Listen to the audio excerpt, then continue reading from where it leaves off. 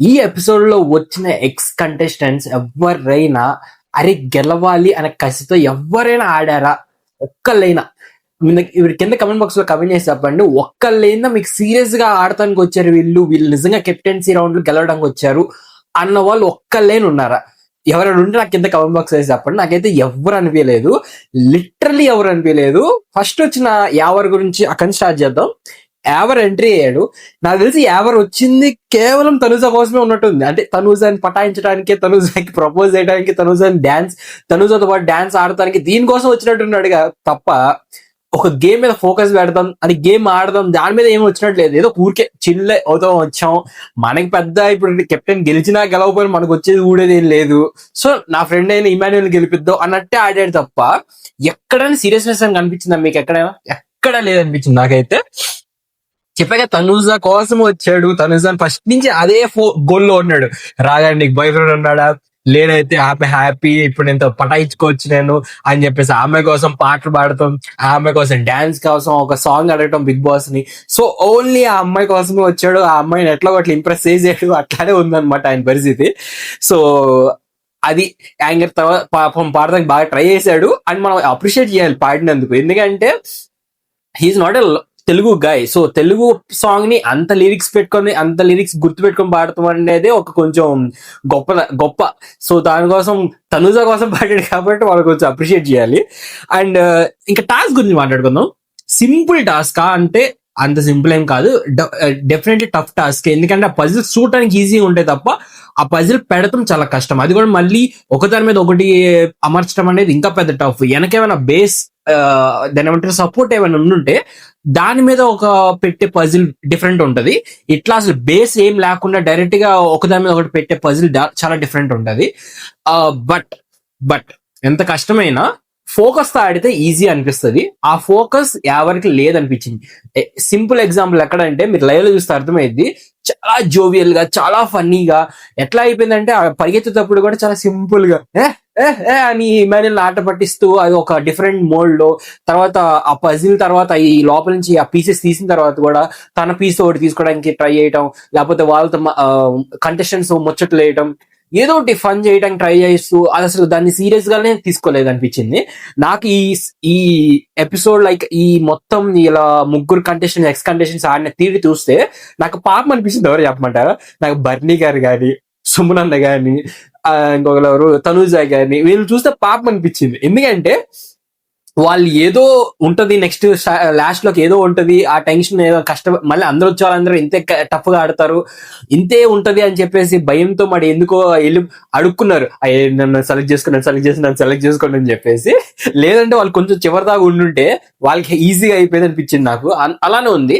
So ఈ వీళ్ళని చూసి నాకైతే వాళ్ళని పాపం అనిపించింది అనమాట.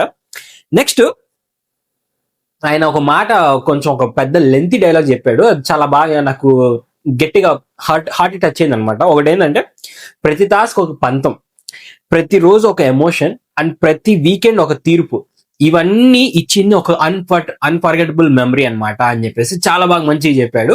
సో అందరూ వచ్చిన వాళ్ళందరూ వాళ్ళ జ్ఞాపకాలన్నీ నెమరేసుకోవడం స్టార్ట్ చేశారనమాట. అంటే ఒక్కొక్కరు ఒక్కొక్క సీజన్ నుంచి వచ్చారు కాబట్టి. So it's good to see them అనమాట ఒక్కొక్కరిని. నెక్స్ట్ బర్నీ గారిది అండ్ సంజన గారిది ఇష్యూ సింపుల్ అండి. అక్కడ ఇమాన్యుయల్ ఏం చెప్పాడో ఎగ్జాక్ట్ మక్కీ టు మక్కీ అనమాట. ఎట్లా అంటే ఎక్స్ కండిషన్స్ వచ్చారు, వచ్చిన వాళ్ళందరినీ మిమ్మల్ని పొగడటం స్టార్ట్ చేశారు. పొగిడే దగ్గర ఏం పొగిడారు? స్టార్టింగ్ వీక్ లో మీరు దొంగతనం చేయడం బాగుంది, దొంగతనం చేయడం బాగుంది, అదే మాట్లాడారు. సో ఇప్పుడు అదే పట్టుకున్నావు నువ్వు, అదే పట్టుకొని ఇప్పుడు మళ్ళీ దొంగతనం స్టార్ట్ చేసావు అని చెప్పేసి అన్నాడు. ఎగ్జాక్ట్లీ సేమ్ నాకు అదే అనిపించింది. అండ్ ఆమె ఒప్పేసుకుంది కూడా, నేను ఏదో ఫన్ చేయడానికి ట్రై చేశాను తర్వాత రోజు బర్నీ గారితో. సో ఇక్కడ నాకు వీళ్ళ ఇద్దరు ఇష్యూ పక్కన పెడితే నాకు ఎవరిది ఎక్కువ ఇష్యూ అనిపించింది అంటే అక్కడ ఇమాన్యుయల్ది అండ్ దివ్యాది ఎక్కువ ఇష్యూ అనిపించింది. అంటే మనం ఒక 12 weeks దాకా వచ్చేసాం. ఇంక ఇప్పుడు కూడా వాళ్ళ ఓన్ థింగ్స్ వాళ్ళు చూసుకోగలరు. అంటే సంజన గారు ఓన్ థింగ్స్ తను చూసుకోగలరు, బర్నీ గారు ఓన్ థింగ్స్ తను చూసుకోగలరు. ఏదైనా వచ్చినా ఏదొచ్చినా తను చూసుకోగలరు.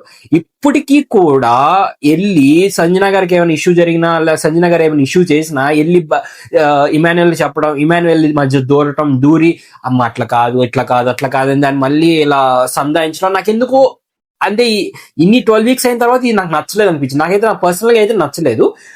ఈవెన్ సజ్జన గారు కూడా అదే ఫీల్ అయ్యారు. మధ్యలో ఇలా దివ్య రావటం, మధ్యలో ఇమాన్యుయల్ రావటం, అది కొంచెం ఇసుక్కు వచ్చింది, చిరాకు వచ్చింది అని చెప్పేసి చూసే వాళ్ళకి కూడా అలానే అయిపోయింది అనమాట. ఎందుకంటే మీరు ఇదే సేమ్ థింగ్ ని, సేమ్ సిచ్యువేషన్ ని సంజన గారు గుడ్లు దొంగతనం చేసినప్పుడు సేమ్, ఒకవేళ ఇమాన్యుయల్ అంతే క్లోజ్ గా ఉంటే అక్కడ అంత పెద్ద ఇష్యూ అయ్యేది కాదు. అండ్ అందరు గేమ్స్ బయట పడేది కూడా కాదు. అసలు అక్కడ ఆ రోజు అంత ఇష్యూ కూడా పెద్ద అంత దారుణంగా వెళ్ళేది కూడా కాదు.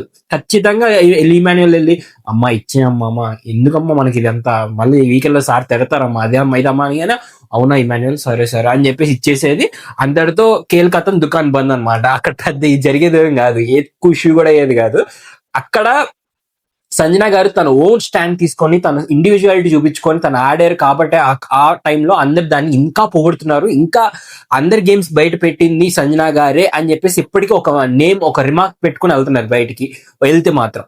సో ఆ రిమార్క్ ని ఇప్పుడు ఈ ఎపిసోడ్ లో మీరు ఒకసారి గమనించుకుంటే, ఈ ఎపిసోడ్ అని కాదు, మీరు కొన్ని పాతగా ఎపిసోడ్స్ అన్ని గమనించుకుంటే ఆమె ఏది చేసినా మధ్యలో ఖచ్చితంగా ఇమాన్యుయల్ వచ్చేసి దూరేసి మా వద్దు, మా అది మా ఇది మా అని చెప్పేసి అంటారు. అక్కడ మిస్టేక్ ఇమాన్యుయల్ది కూడా కాదు, అక్కడ మిస్టేక్ ఎవరిదంటే అక్కడ ఉన్న కంటెస్టెంట్స్ ది అండ్ నాగార్జున గారిది.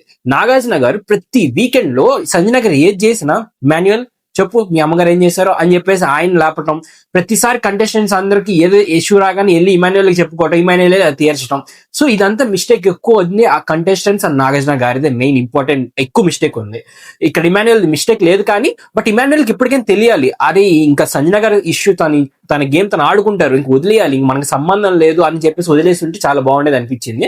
అక్కడ మధ్యలో అనవసరంగా దూరి ఆ మెడిసిన్స్ ఇవ్వకపోతే నువ్వు మాట్లాడవా, ఆయన అప్పటికి సంజన గారు మంచిగా చెప్పారు, బర్నీ గారు మీతోనే మాట్లాడాలి, మీరు ఒక్కసారి బయటకు రండి అని చెప్పేసి అంటే, ఆ మధ్యలో ఇమాన్యుయల్ దూరి మెడిసిన్స్ ఇస్తే గానీ మాట్లాడవా, ఇవ్వకపోతే మాట్లాడవా అని ఒక సోది ఒక కన్వర్సేషన్ పెట్టి దాన్ని గట్టి లాగి, ఆ లాగిన దగ్గర మళ్ళీ దివ్య వచ్చి దూరి, దానికి మళ్ళీ బర్నీ గారి కోపం వచ్చి, ఇదంతా ఒక బటర్ఫ్లై ఎఫెక్ట్ అనమాట.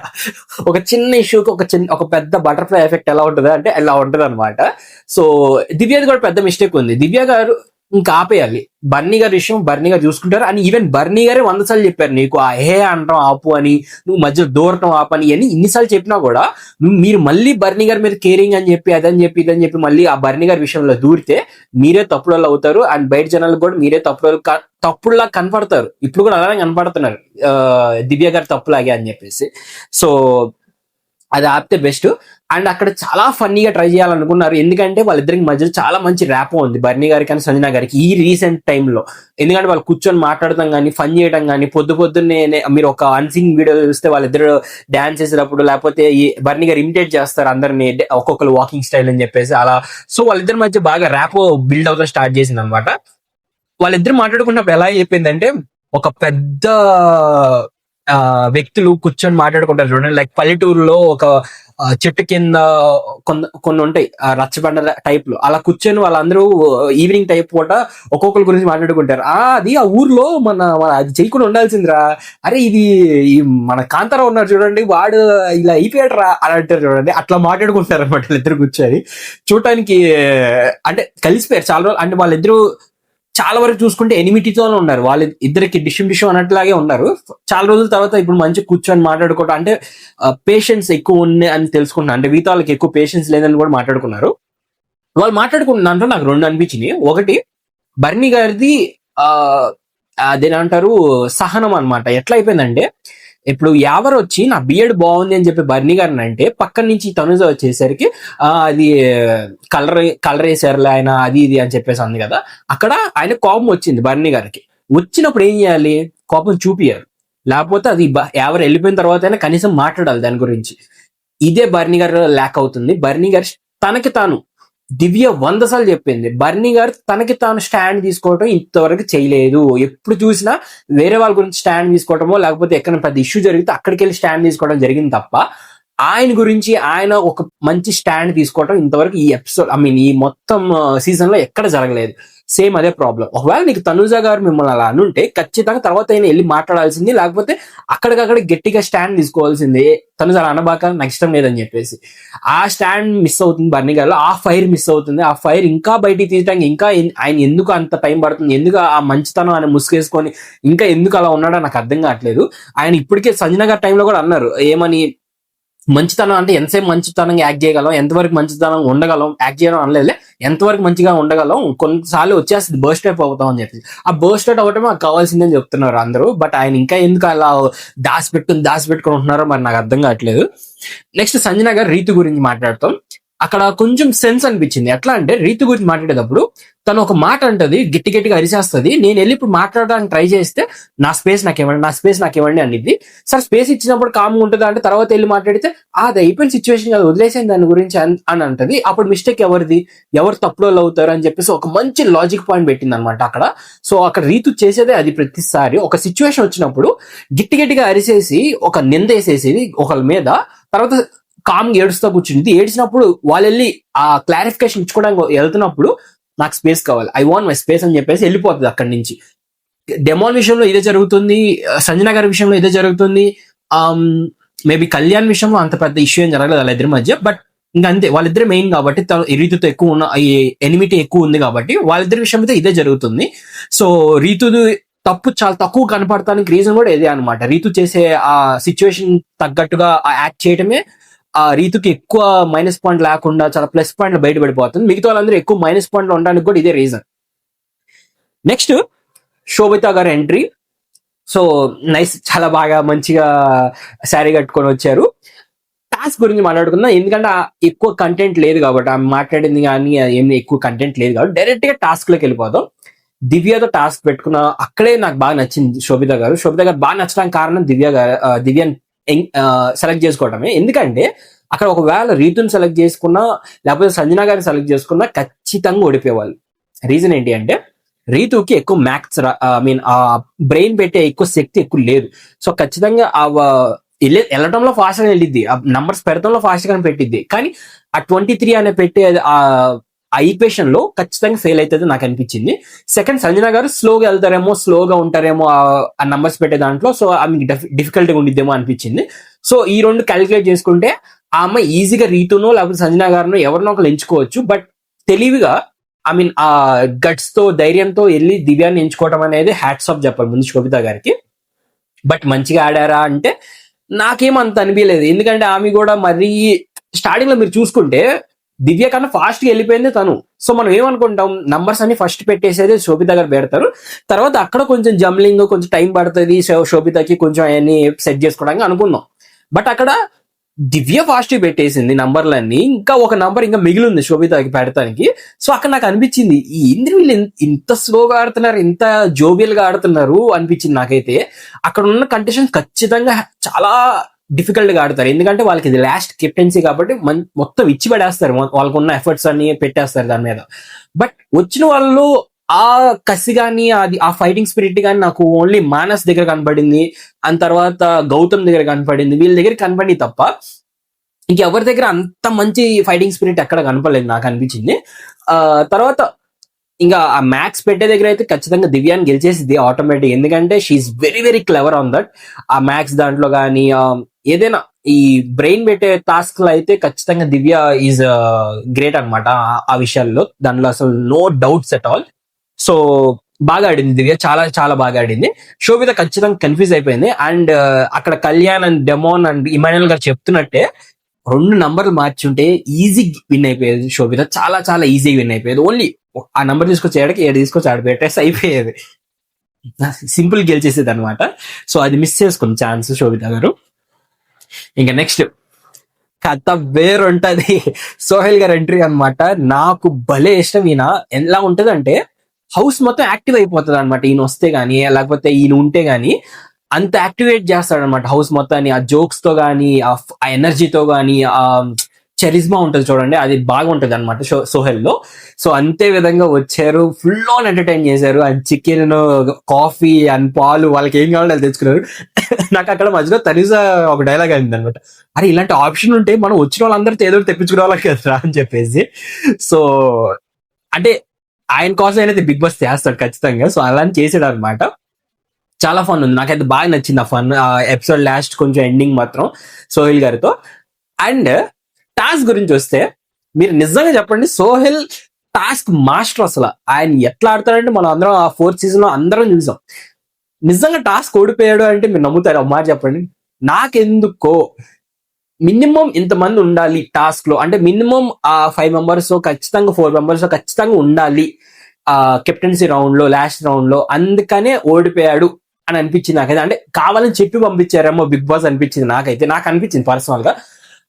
ఆయన ఎలా ఆడారు అదని పక్కన పెడితే నాకు నిజంగా అదే అనిపించింది. లాస్ట్ రౌండ్ కి వచ్చేసరికి, కెప్టెన్సీ లాస్ట్ రౌండ్ లో ఖచ్చితంగా మినిమం 5 మెంబర్స్ ఉండాలి, దానికోసమే ఆ ఇద్దరిని కూడా యాడ్ చేశారు దాంట్లోకి అని చెప్పేసి నాకు అనిపించింది అనమాట. సో టాస్క్ ప్రకారం ఆడితే సంజన గారికి ఫేవరిజం జరిగింది కాస్త. అంటే ఆమె కొంచెం నడలేరు అది ఇది అని చెప్పేసి అన్నారు, కొంచెం ఫేవరిజం జరిగింది. అపార్ట్ ఫ్రమ్ దట్ అద్దరు కొట్టేశారు. రీతు బాగా ఆడింది, సంజన గారు బాగా ఆడారు, చాలా బాగా ఆడారు. అండ్ రీతికి కొంచెం బయట నుంచి వచ్చినాయి, దాని ఏమంటారు, అడ్వైజులు వచ్చినాయి, సజెషన్స్ వచ్చినాయి. ఎట్లా అంటే అక్కడ కొంచెం బ్రెయిన్ పెడితే కళ్యాణ్, డెమాన్, ఇమానుయల్ అనుకుంటా, వీళ్ళు ముగ్గురు సజెషన్స్ ఇస్తూనే ఉన్నారు ఏదో ఒకటి. వాళ్ళు ఇచ్చిన ఒక మేజర్ సజెషన్ ఏంటి అంటే, నీకు కనపడిన నంబర్లన్నీ ఒక సెట్ గా పెట్టుకో. అంటే ఇప్పుడు ఫస్ట్ అంటే 0 to 10 అనుకోండి, అదొక 1 సెట్, 1 to 20 ఒక second set, 20 to 30 third set, అట్లా ఒక 10 సెట్స్ మాత్రమే ఉంటాయి. అలా సెట్లుగా పెట్టుకో నీకు వచ్చిన నంబర్లన్నీ, అవన్నీ తర్వాత అమర్చుకో, ఈజీగా అయిపోతుంది అని చెప్పేసి ఇచ్చిన సజెషన్ వల్లే రీతు సెకండ్ ప్లేస్ కి వచ్చింది. లేదంటే రీతు సెకండ్ ప్లేస్ వచ్చింది అనుకున్నాం పక్కన పెడితే, మరి సోహెల్ గారు అంత లేట్ కావాలని పెడతారా చెప్పండి? అంత లేట్ గా ఉన్నవన్నీ ఇంకా కావాలి అమర్చుకుంటూ ఒకటి పెడదామా వద్దా అన్నట్టు, అది కొన్ని కింద పడేసుకొని ఎట్లా పెడితే అట్లా ఆడినట్టు అనిపించింది నాకు సోహెల్ గారు. అంటే ఓడిపోవడానికి ఆడినట్టు అనిపించింది. లాస్ట్ లో తను మాట్లాడింది, సర్లే ఓడిపోవడానికి ఆడినట్టు అనిపించింది కానివ్వండి అని. ఎగ్జాక్ట్లీ ట్రూ అనమాట, అలానే అనిపించింది. So that's it. అండ్ తర్వాత కాఫీ కోసం వెయిట్ చేయాలి, నేను కాఫీ కోసం ఉంటాను Bigg Boss please, Bigg Boss please cause అంటారు. నిజం ఆయన కూడా అలానే కాఫీ తాగేసి వెళ్ళమ్మా, చాలా బాగా కష్టపడ్డావు అని చెప్పి సెటారికల్ గా వేసారు అనమాట సోహెల్ గారికి. సో తర్వాత కాఫీ తాగేసి మంచిగా ఎంజాయ్ చేసి మంచి డాన్స్ వేసి బయలుదేరుతారు. సో ఇక్కడ ఒక చిన్న పాయింట్ చెప్పాలనుకుంటున్నాను, నాకు డెమోన్ ఎనర్జీ నాకు నచ్చలేదు అక్కడ. ఎందుకో అంటే మరి కావాలని, అంటే రీతుతో ఎక్కువ ఉన్నాడన్న మరో ఎక్కడ, లేకపోతే ఏమో నాకైతే రీజన్ తెలియదు. డెమోన్ ఎందుకో ఫేస్ మార్చుకొని కూర్చున్నాడు అనిపించింది అక్కడ. నాకు డెమోలో నచ్చింది ఇదే, అతను ఖచ్చితంగా టాప్ 2 లో ఉండాల్సిన పర్సన్ అతను.